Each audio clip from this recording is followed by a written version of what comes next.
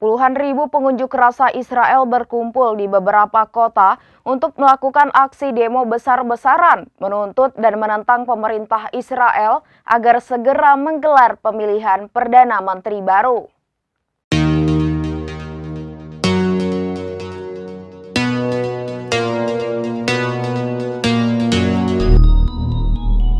Puluhan ribu pengunjuk rasa Israel berkumpul di beberapa kota untuk melakukan aksi demo besar-besaran, menuntut dan menentang pemerintah Israel untuk segera menggelar pemilihan Perdana Menteri baru. Demo mingguan ini awalnya digelar di Jalan Kaplan di Tel Aviv, kota besar yang dibangun di atas reruntuhan Yafa.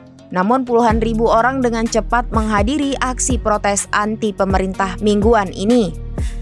Tak hanya di Tel Aviv, mengutip dari The Times of Israel, para pengunjuk rasa juga berunjuk rasa di pemukiman Rehovot, menuntut Knesset mengadakan pemilu lebih awal. Sambil meneriakan slogan-slogan menentang pemerintahan Perdana Menteri Benjamin Netanyahu, masyarakat dan keluarga tawanan yang ditahan di jalur Gaza mengibarkan bendera Israel, menuntut pemilihan umum dini untuk menggantikan posisi Netanyahu.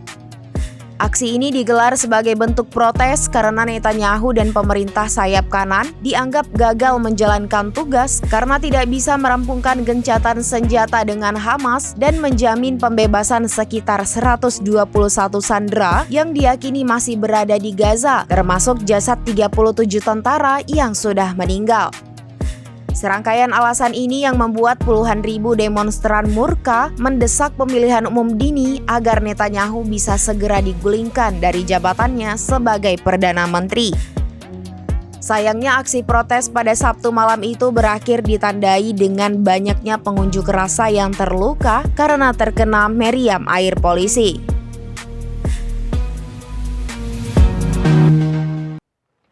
Demikian informasi terkini Syederalun, saksikan terus informasi lainnya. Jangan lupa like dan share seluruh akun serambinews.com.